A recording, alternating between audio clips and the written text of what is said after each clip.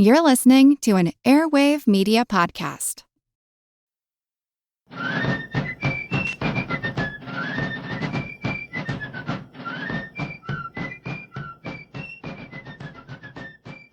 Hello, and thank you for joining the American Revolution. This week, episode 277, The Battle of Cowpens. We last left the war in the South back in episode 274, when General Nathanael Greene took command of the Southern Army at the end of 1780. Greene promptly divided his army. He moved his forces southeast of Charlotte, North Carolina, across the South Carolina border into Cheraw. He sent the other part of his army, under General Daniel Morgan, to the southwest, also into South Carolina. The main British army, under General Charles Cornwallis, sat in between these two forces at Winnsboro, South Carolina.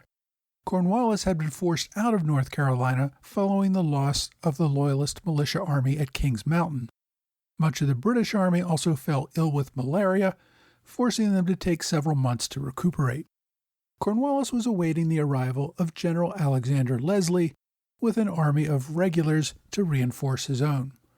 Leslie had been deployed to the Chesapeake Bay region of Virginia, but Cornwallis requested that he bring his troops by ship to Charleston, then support his efforts to make another offensive into North Carolina.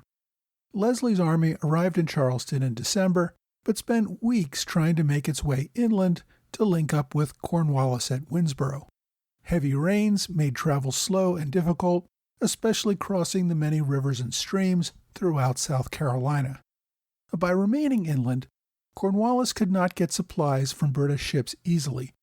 He complained throughout the winter about his inability to get sufficient food and supplies for his army, either shipped in or from the locals.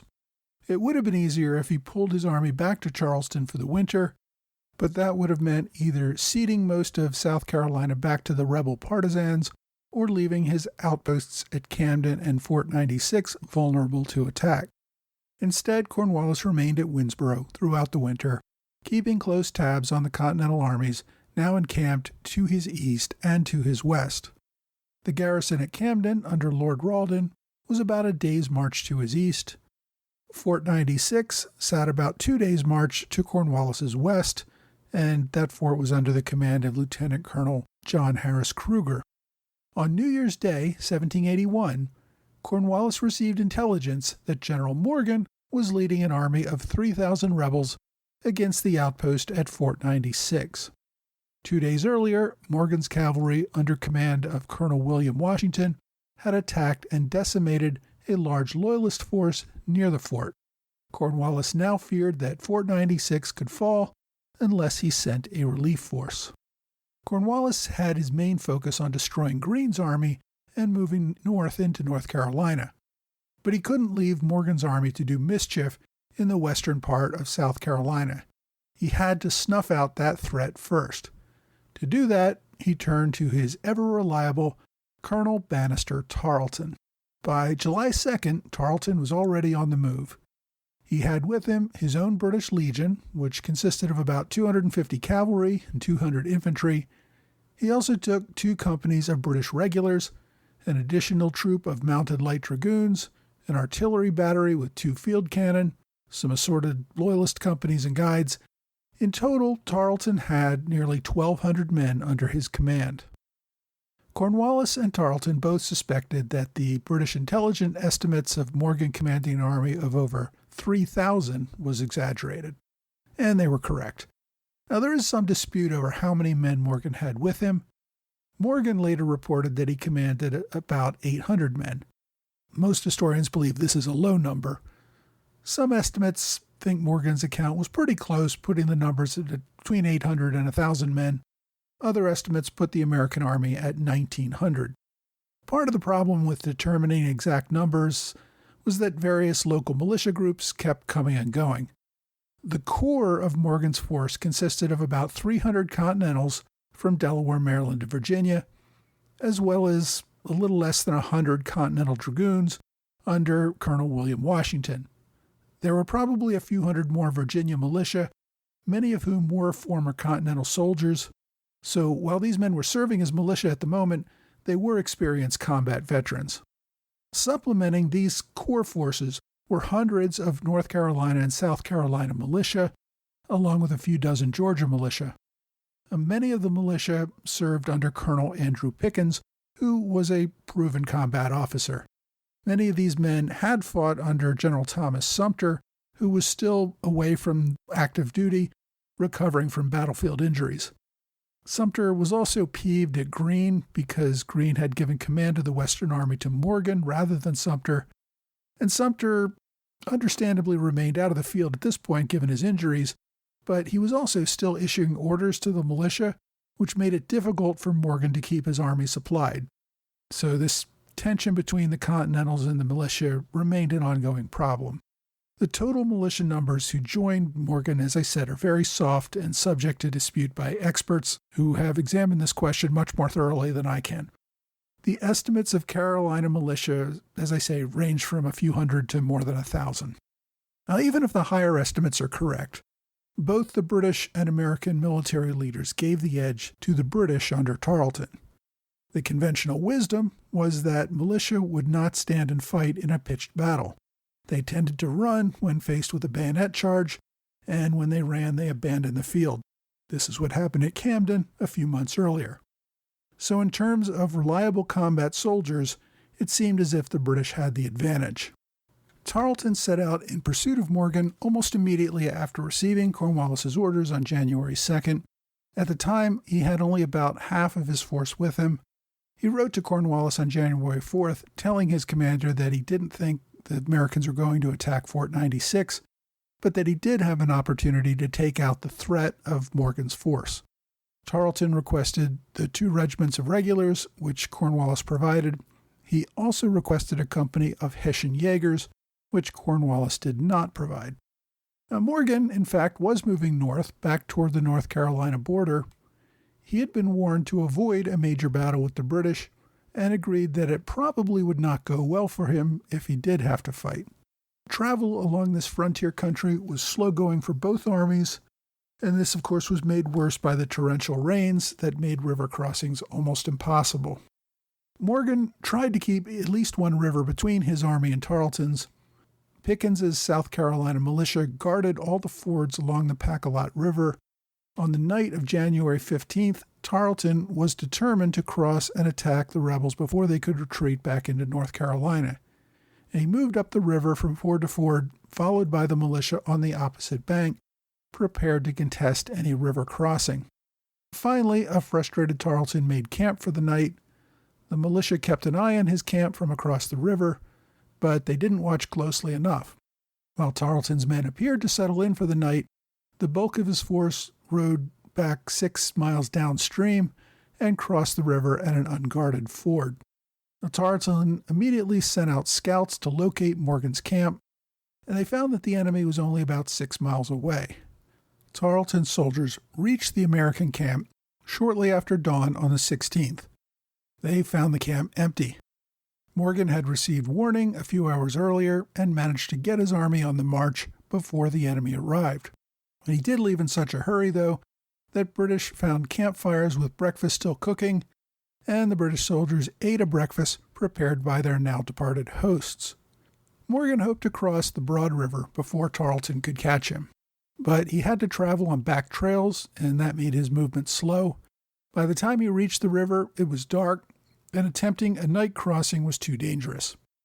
If he tried to cross in the morning, Tarleton would likely attack while the army was still trying to cross the river, and that would be devastating.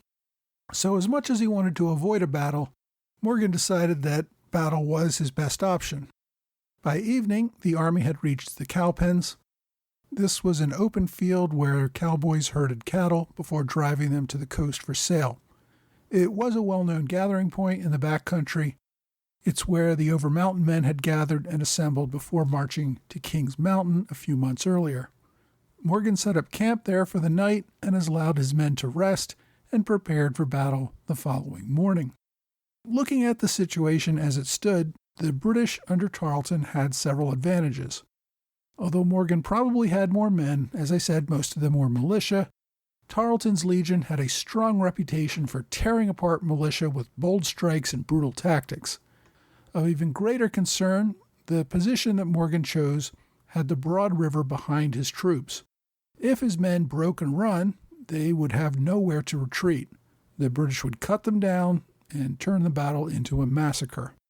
Morgan had also only been in command for a few months. The troops under him were not the trusty riflemen that he had commanded earlier in the war, so he had real questions. Would these men stand and fight as needed? Conventional wisdom at the time said that you put your best troops in the front and hoped that the militia would be inspired by their stand against an assault and that the militia would stick with them and rally around them. Morgan, however, decided to try something different. He placed his Continental troops in the back. The Continental line came under the direct command of Colonel John Eager Howard. Morgan next planned to deploy about 300 militia from Georgia and the Carolinas, about 150 yards in front of the Continentals. These were men who had been acting as scouts and skirmishers during the march. Some of these were still returning to camp late into the night, so they weren't entirely there. He didn't know how many he was going to have in the field the following morning. This militia line fell under the command of Colonel Andrew Pickens. Now, one serious danger for militia was a flanking attack, something Tarleton employed frequently. To protect against this, Morgan deployed about 100 Virginia riflemen on the militia's right flank, and in front of the militia, Morgan deployed another 120 riflemen from Georgia and North Carolina to act as skirmishers. Colonel Washington's Continental Cavalry would be held in reserve behind the Continental line, ready to charge into any weak points that developed. Morgan had been in enough fights that he did not expect the militia to stand and fight. So instead, he asked them that they fire 2 or 3 shots at close range before retreating. After that, the men would pull back to the left flank of the Continental line and reform as reserve corps once the Continentals engaged. After informing his officers of the plan, Morgan spent the rest of the night walking among the soldiers in camp, joking with them, talking about their homes and girlfriends, and according to at least one account, Morgan lifted his shirt and showed some men the scars from when he was given 500 lashes for striking a superior officer during the French and Indian War. Morgan liked to tell the story that he counted only 499 lashes and thought that he still was owed one more. But what he was really doing when he talked to the men was making clear what he expected of them. Just give me 3 shots, then you can retreat. Almost 2 hours before dawn, scouts informed Morgan that Tarleton was riding hard and on his way. With that, Morgan took his position and prepared for battle. As usual, Tarleton had ridden his men hard and fast and without much sleep. Just before dawn on the morning of January 17th, the head of the British column came into the sights of the front of the American lines. The Carolina and Georgia riflemen in the front line began trying to pick off British officers as they struggled to form their lines. Tarleton ordered 50 of his mounted legionnaires to charge these American lines and disperse the riflemen. The horsemen charged the Americans, but took significant casualties before they turned and retreated. Next, Tarleton formed a line of infantry into a line of battle to advance against these riflemen. Because of the harassing fire, Tarleton really had no time to get a good sense of the field or the enemy's full deployment. The British regulars advanced to a point about 300 yards from the enemy, with Tarleton's provincial infantry providing support to them. Tarleton then ordered the line forward, even before some of the field officers had all of their men in position. Tarleton also deployed his 2 small field cannons to fire grape shot at the enemy lines. As planned, the front line of the Americans got off several shots and then began to retreat back to the line of militia commanded by Pickens and prepared for the larger British assault. The American officers struggled to prevent their men from firing until the British were close enough for a shot that could actually do some damage. Eventually, the Americans fired a staggered volley and the British returned fire.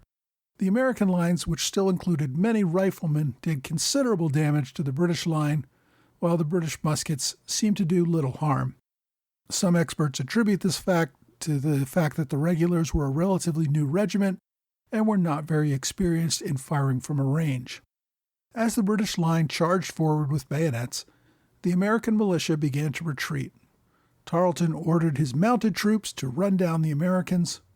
Seeing this coming, Morgan ordered Colonel Washington to charge into the fray and disrupt the British horsemen.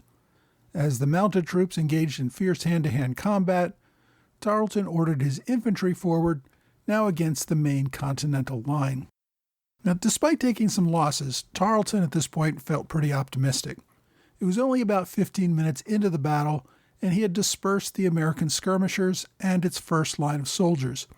His men were now moving to engage with what he thought was the reserve force. Tarleton rode back to order his own reserve force of about 250 Highlanders into the fight along the left flank where they could enter the battle.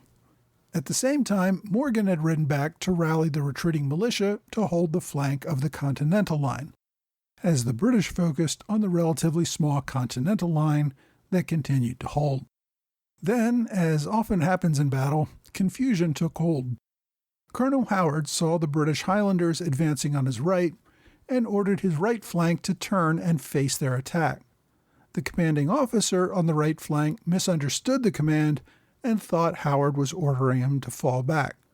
So he ordered his men to about face and march off the field. The British saw this and thought the American line was crumbling. The British infantry charged the lines but ran into a solid defense and heavy hand-to-hand fighting. And by this time, Morgan had reached the retreating right flank and got them to turn around again and face the enemy. When the charging British were only a few yards from their lines, the Americans fired a devastating volley, followed by Howard's command to the Continentals to charge bayonets. At that point, the British line did something that almost never happened. The soldiers dropped their guns and surrendered.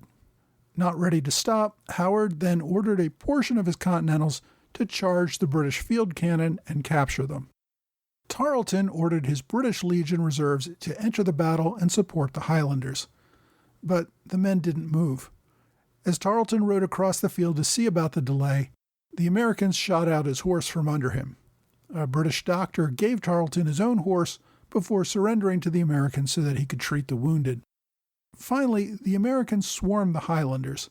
After killing most of their officers, Howard called for their surrender, and the outnumbered Highlanders grounded their weapons as well.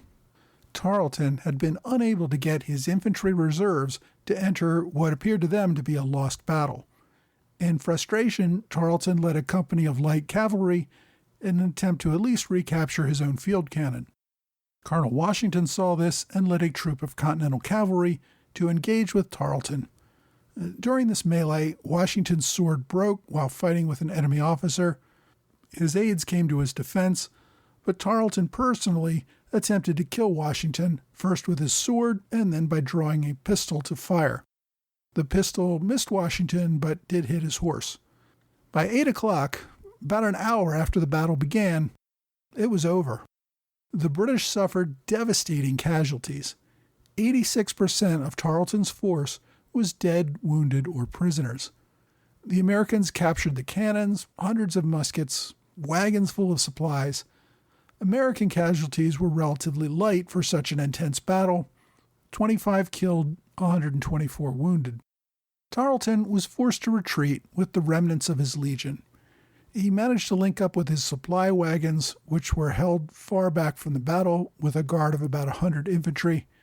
At that point, Tarleton ordered most of the wagons destroyed and quickly moved to return to the main army, which was still a day's ride away. Washington attempted to ride down Tarleton and his remaining forces, but he could not catch up with them in time. Morgan, still concerned that Cornwallis might bring up the rest of the British army against him, continued his retreat, getting his army and prisoners across the Broad River the following day. 2 days after the battle, Morgan wrote to General Greene telling him, quote, "The troops I had the honor to command have been so fortunate as to obtain a complete victory over a detachment from the British Army under Lieutenant Colonel Tarleton." To a friend, Morgan wrote a little more casually, quote, "I have given him a devil of a whipping. A more complete victory never was obtained." The American victory at Cowpens was met with great celebration in Philadelphia. Congress ordered a gold medal for General Morgan and silver medals for Colonels Washington and Howard. For the British, it meant another loss of a division that they simply could not afford to lose. Next week, British General Benedict Arnold strikes into Virginia and raids the capital of Richmond.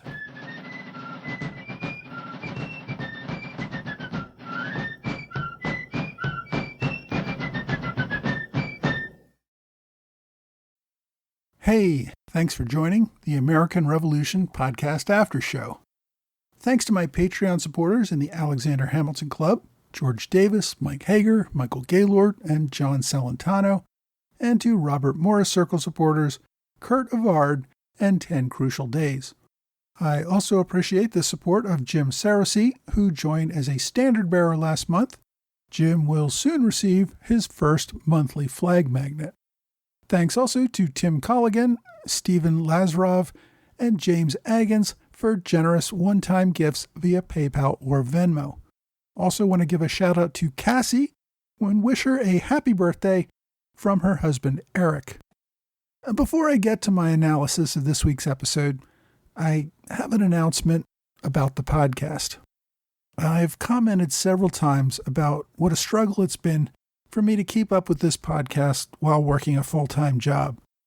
I even had to stop publishing weekly last year, instead releasing a new episode only every other week. And because of this, I've been trying to make a difficult decision about how to handle my day job and the podcast. I've finally come to the decision that I cannot really do both well. I had asked you, my listeners, to step up and see if we could get 300 supporters on Patreon so that I could do this job full-time. Unfortunately, we are still well short of that goal. And this leads me to my announcements, which is, I guess, a mix of good news and bad news. I have decided to leave my full-time job and focus full-time on the podcast. So I guess that's the good news. This means that starting in the fall, I expect to move back to weekly episodes and will hopefully have more time to produce special episodes and other events. The bad news is that I am going to have to start including advertising on this podcast, something I've avoided for years and something that I actually started a week or two ago, so many of you have already noticed this. It is my great hope that you will continue to support this podcast on Patreon. My plan for full-time podcasting requires both Patreon donations and ad revenue.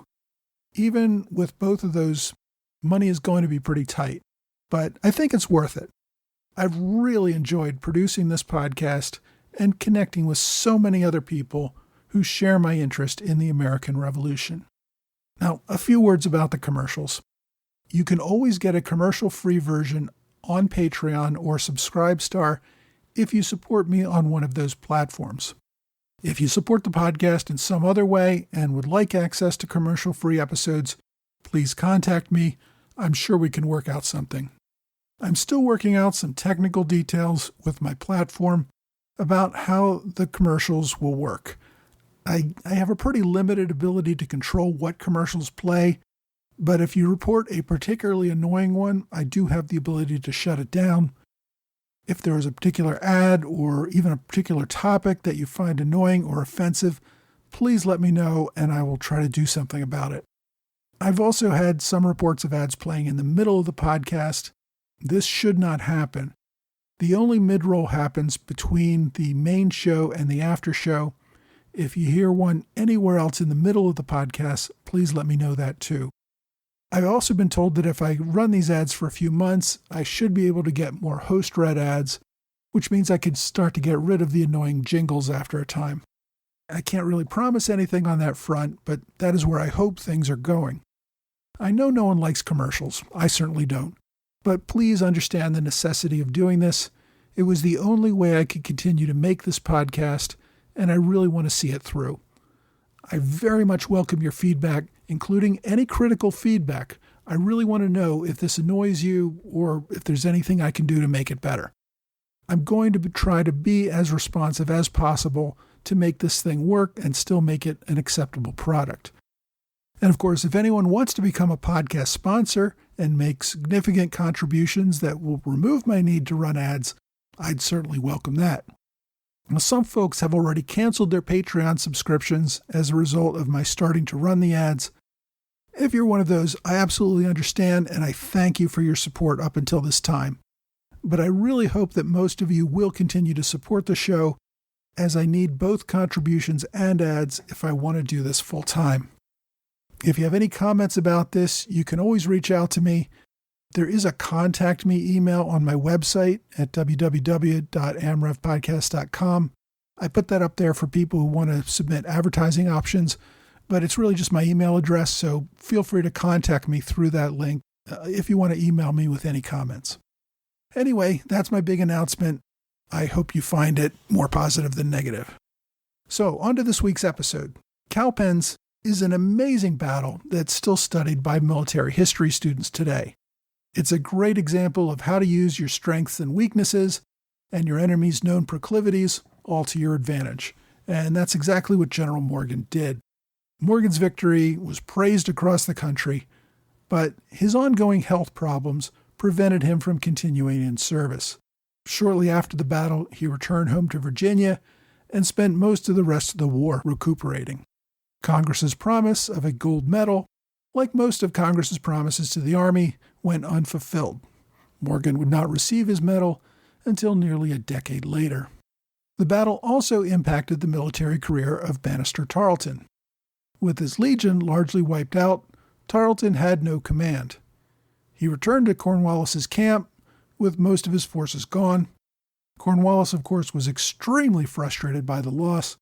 He needed Tarleton's legion as part of his effort to retake North Carolina. Now he had lost a valuable part of his army that he could not replace. The 26-year-old Tarleton, who had been a rising star in the army days earlier, now asked for permission to retire and seek a court-martial. Cornwallis said no. He needed Tarleton in his upcoming campaign, even without his legion. However, the blame over the loss at Cowpens would be a point of controversy between the two officers for many years. Indeed, many of the officers who fought at Cowpens condemned Tarleton's leadership at that battle. Tarleton, however, would continue to serve under Cornwallis until the capture of the entire army at Yorktown. Following his return to Britain, Tarleton wrote a history of the Southern campaign in which he lays most of the blame for the campaign's failure on Cornwallis. There are several books devoted to the Battle of Cowpens, and you can find a list of many of these on my blog. But the one I've picked for this week's recommendation is called A Devil of a Whipping, The Battle of Cowpens by Lawrence Babbitts. It's a relatively short book at just over 150 pages, not counting notes and index, but I think it gives a good overview of the battle. Babbitts is a university professor, and some criticisms of the book are that it can be a little dry, but I thought the book did a good job and gave good coverage. The book was first published in 1998. There is also an audiobook and a Kindle version, and there's also a borrow-only copy on archive.org.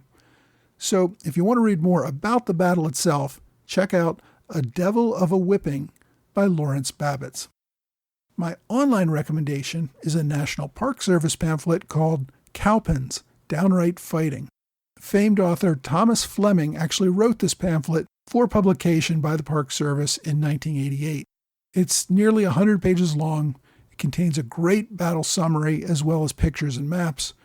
You can view it online at archive.org. There's other places on the internet you can find it as well. And as always, I've included links on my blog and website.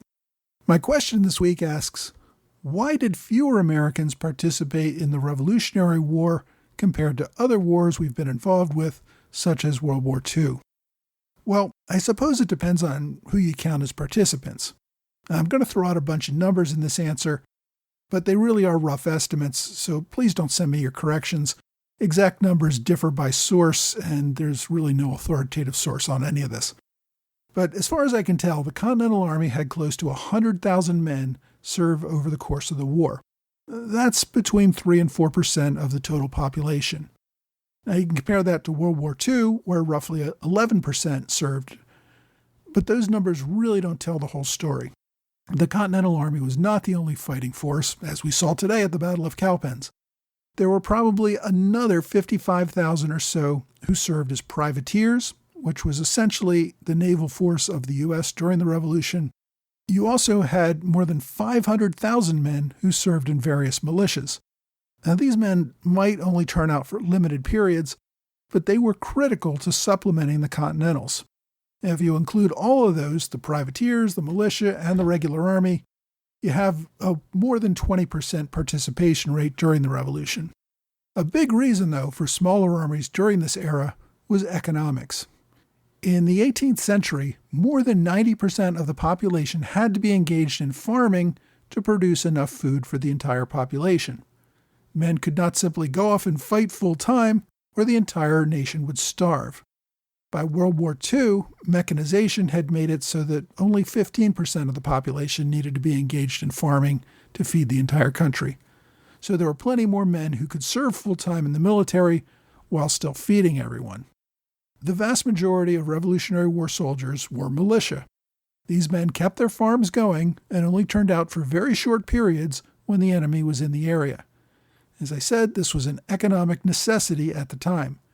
And it's also the reason why the British Army had such a small number of regulars at the time as well, compared to its overall population.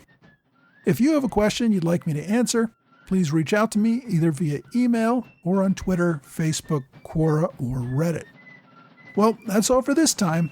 I hope you will join me again next time for another American Revolution podcast.